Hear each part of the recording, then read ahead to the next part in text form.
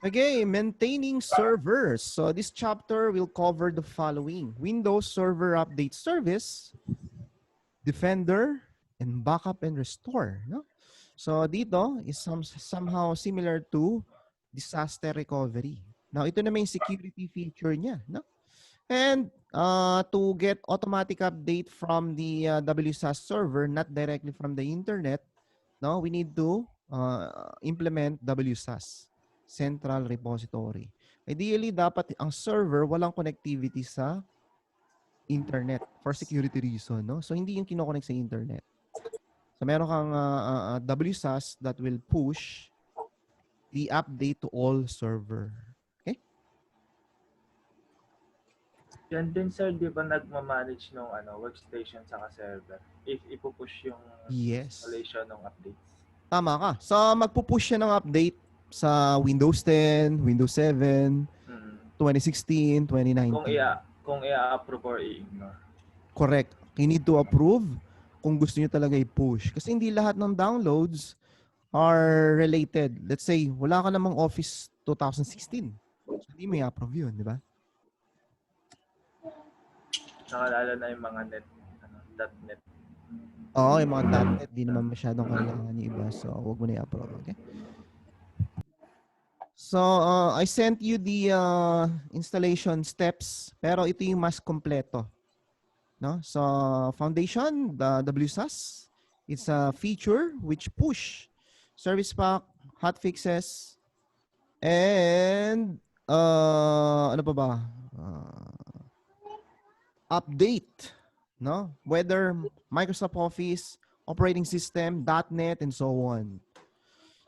Minimum requirements, 1.4 gigahertz, 2 gig RAM, 20 gig. Actually, ang kailangan yung disk space is how big yung ida-download ninyo. No, mga minimum 500. Kasi ang laki nun. Hindi nga. 500 gigabyte. Now dito, hindi yung gagana pag walang .NET. Kailangan yung .NET, no? And report viewer. Kasi mamaya makikita nyo, ba't di makikita report? Kasi hindi ko din-download tong report viewer. You need to download that one. No? And then, given .NET API, PowerShell, given na yan. Automatic na yan. Then, it will create its own database, hindi SQL. Tawag nila internal database. Plus, you need to enable these services. Na? Papakita natin kung paano. Nandito talaga, step by step yan. No? So, step 1, to install SAS, blah, blah, blah. Install SAS role, no? Padadaanan na natin yan. So, you need to install .NET, RSAT, IIS. Kailangan web server. No? Kailangan may web server. Okay? So, after may install, you need to specify the path where you're going to download. Ngayon, hindi ko na tatapusin yan kasi abutin ka ng 4 hours. Na-download niya lahat ng patch sa internet. No? Mga ano yan. Mga 2 gig. Nung ginawa ko, 2 gig din. And mabagal siya. No? So, hindi ko ma-demonstrate tong download. But I'm going to demonstrate the install. Mas maganda gawin nyo na lang sa environment nyo. Kasi 4 hours yan eh. Okay, so yan ang itsura. Okay, live na natin. No? Yan, ito yung steps. Yan yung gagawin nyo ha. Yan yung step by step. Okay, then you have to synchronize directly to the internet. Yung WSUS. Okay, hindi yung server. No? Hindi yung workstation. You don't connect workstation directly. No? Then begin synchronization. And then you have to create a group policy. No? Whether you push server side or client side. So, ano ibig sabihin ng dalawa? No? Server side targeting, you can invoke. Meaning, from WSUS server, it will be pushed to the servers and workstation. Ang client side naman will be executed via group policy. Ito yung ida-download. No? From, let's say, Windows 10, the download sa WSUS. Ulitin ko ha. Ano difference ng dalawa? Ito, push. Ito naman, pull. Okay? Ito will deliver. Ito will download. Okay? Malinaw ba? Malinaw? So, how do you manage patch in a mixed environment? Ito na yung approval. So, malilito na kayo. So, how do you enable? Punta kayo sa group policy, Windows Update, and enable nyo yung Windows Update settings. No? Paano settings ito? Select mo tong automatic update detection and allow sign update. Enable mo yung dalawang yan. Okay? Enable mo yung dalawang yan. So, bago ako pumunta sa Defender, sige, pakita ko muna. Server 4, I'm gonna switch to RDP. Yan. So, WSAS, I'm gonna start with, as I mentioned kanina, you need to stop the VM, then revert back. Ha? Kailangan i-revert nyo ganon. Okay? Revert. Pa-start nyo kagad. Dali, na? Pero ako, demo ko na lang sa server 4. Kita nyo na to, server 4? Yes, sir. Okay. So I'm gonna use the wizard this time.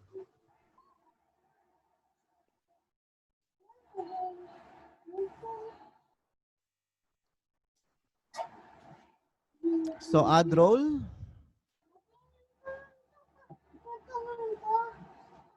Hindi pa tapos. Running pa, running. Running. Tapos na ba? Hindi pa. Running. So you have to wait until this one finish. Okay.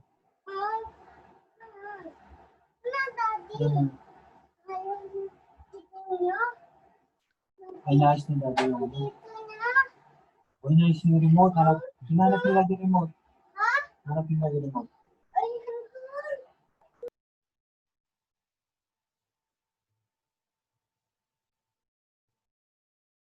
Okay. So add role.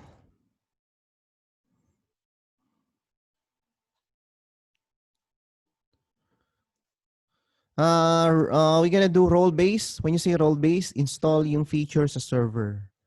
Pag sinabing RDS, sa desktop. Okay? Next is we're gonna install the WSAS sa server 4.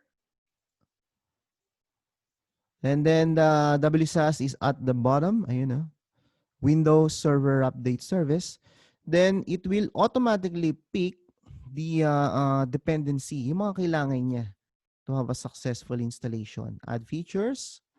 Click next.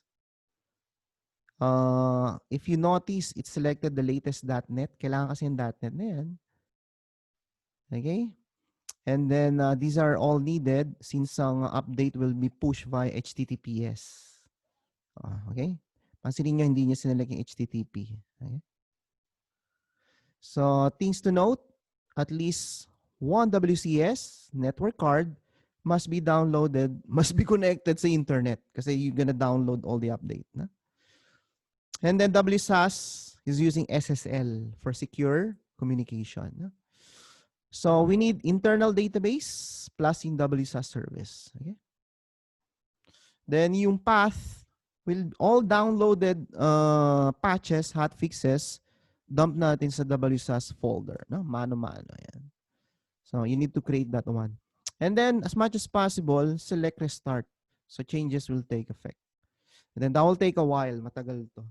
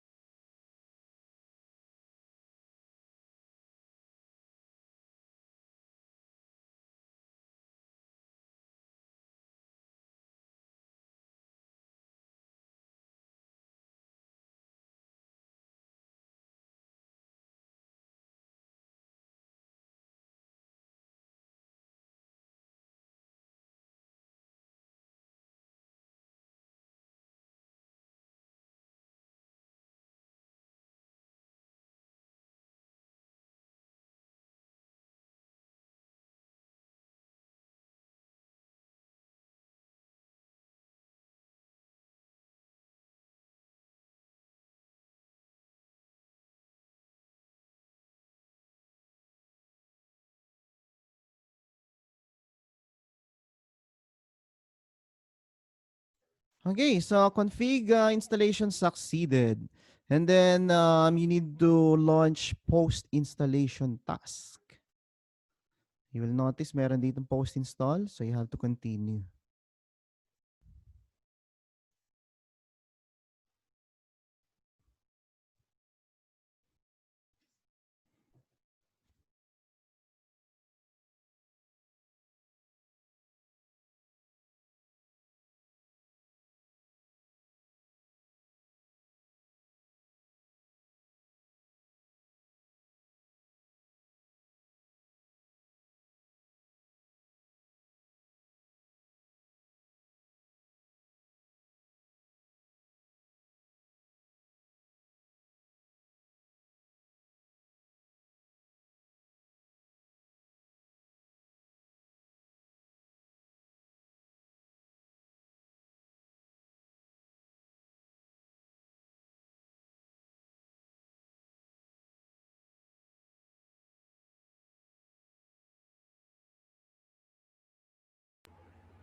Sir, question. Sige. Pagka, di ba po nag-download si WSUS ng updates, Hmm. paano po pagka, kunyari, nag-approve na ako, tapos nag-delete din ako doon. Dinelete ko lahat nung pending updates niya. Huhugutin pa din niya ulit yun? Or hindi na?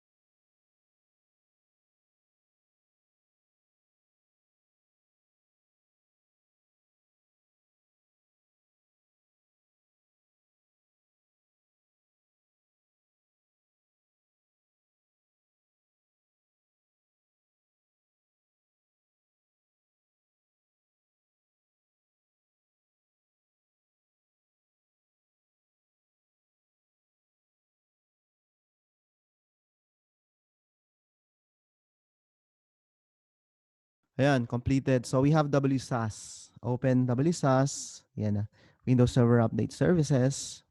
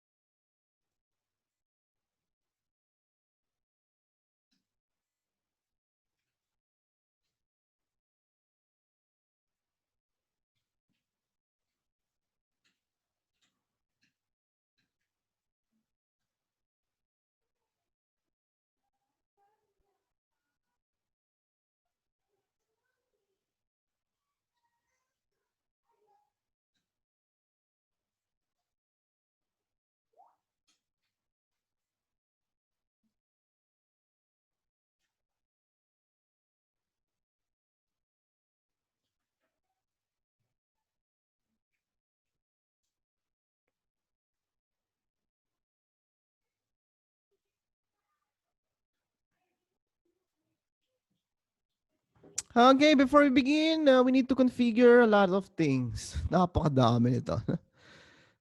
First of all, we're gonna download all the patches from direct from the internet. No? Ito lang ito lang. Since we don't have a downstream. Ito na yung downstream natin and upstream at the same time.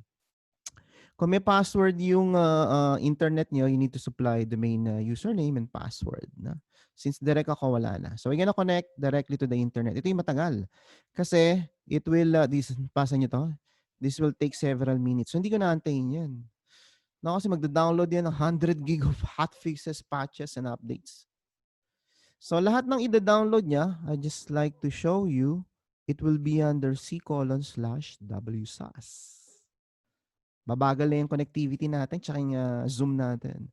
Dito lang yan mapupunta. Okay, yung WSUS. Ayan, nag-start na siya. Check nyo, as of now, before download, ang size is 0 bytes. Okay? So, antayin nyo matapos yan for 4 hours. Okay, so hindi ko na continue, no? Hello? Rinig nyo ba? I-stop ko na to. Matagal yan eh. Then, next step is we need to go to group policy.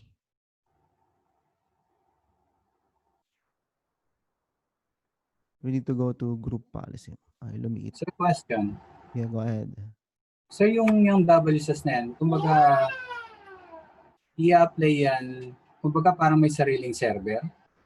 Yan na yun. Da-download yung update from the internet, lalagay sa WSUS. Then type nyo GPMC, Group Policy Management. Kita nyo ba? Lakihan ko.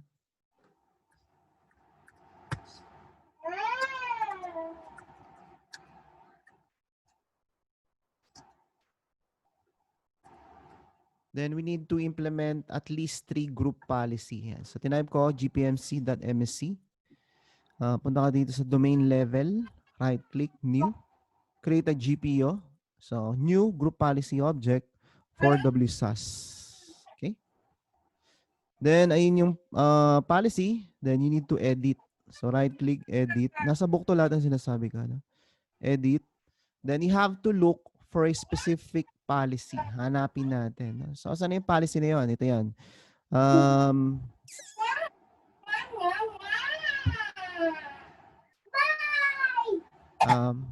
Pamute lang yung mic. So, I'm gonna share, stop share, share PDF.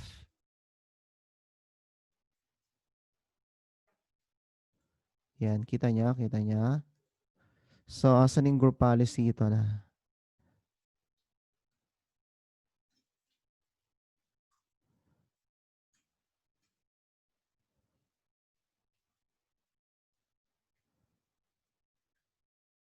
Yun, Windows Update. So, you have to go computer, admin template, Windows component, Windows Update. No, tandaan niya, tandaan niya. So, we need to go computer, admin template. Sir, naka-PDF ka pa? Oh, kita mo? PDF? Naka-PDF pa ako. Oo. Oh, hindi pa ako malis. Kasi tatlo yan eh. Okay, so that's one. You need to enable yung Windows Update. Meron pang dalawa. Yan. Allow sign update. Delay start. Prompt restart. No auto restart. Update power. Ang dami. Ang dami, no? So, hanapin natin yan. So,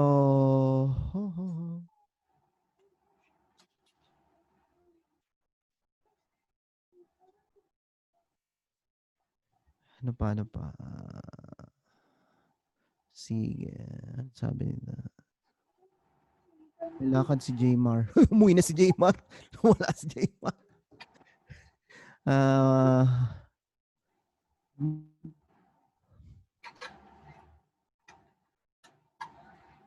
Saan stop share. Share screen. It's RDP. Kita nyo na RDP? Kita nyo na? Yes, sir. Okay. So, edit, WSUS, edit. WSUS, and then we need to go dun sa registry. No? So, Yung registry na tinignan natin, if you remember, pumunta siya muna sa computer config dito, no? Not this one. Computer config, admin template. Nag-jump ka agad sa admin template. Dito yan eh. Policies, admin template, Windows component, then Windows update sa baba. So, lahat ng setting nasa Windows update yan. Okay, so ito yung mga settings. Pero hindi natin pipiliin lahat. No?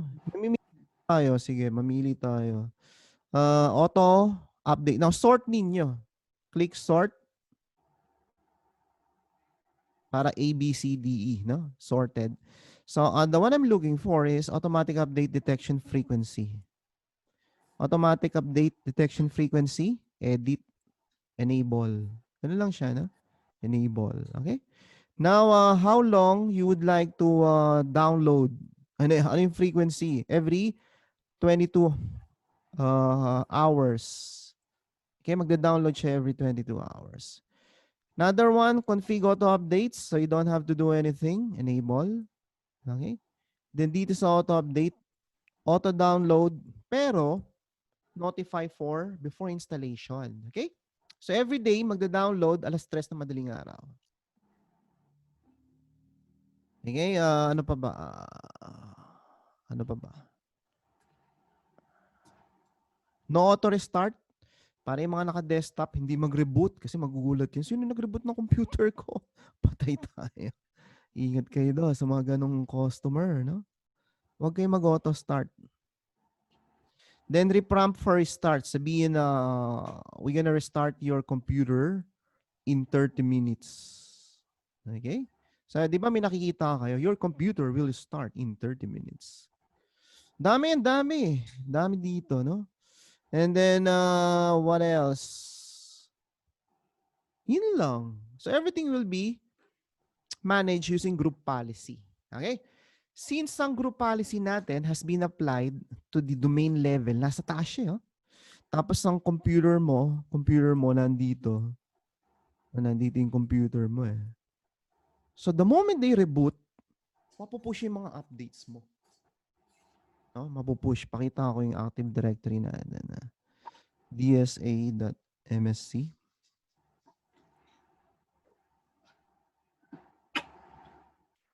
Okay, so ito yung domain. Remember, domain yan. So anything below that, it will apply all the update. So ano ba yung mga below that? Server 2, server 3, server 4. Makakuha yan ng update. Okay? So mangyayari yan after 6 hours, 6 hours pa. Kasi 6 hours pa yung mag-download eh, matatapos. Makikita niyo sa auto-update kasi nakaganito siya, di ba? Yung settings. Saan yung security settings? Ito, security settings. Nakita nyo, security maintenance. Ayun no, Windows update. Nakita mo? Grayed out. That means you cannot control. Ibig sabihin, it's managed by group policy. No? Ano pa? Isa pa.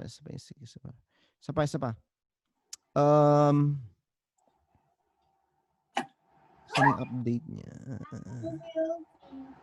Yun lang talaga eh.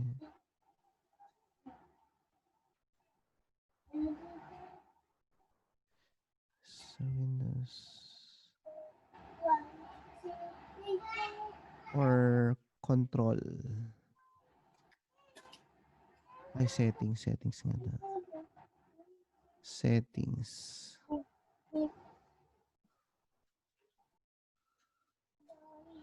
System.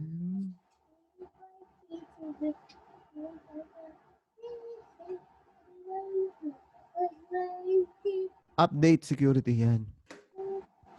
Nakita niyo dito sa Windows Update. Yeah, Windows Update.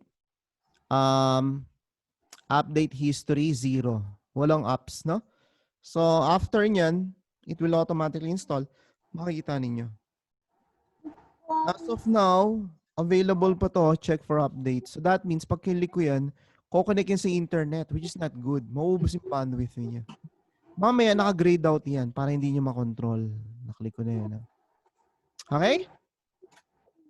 So, hindi ka na tutuloy. Just continue the installation. That will be controlled using group policy, and they will be getting update upon 3 a.m. upon execution of the group policy. Okay? Any question? Hindi ko natutuloy kasi matagal pa yan.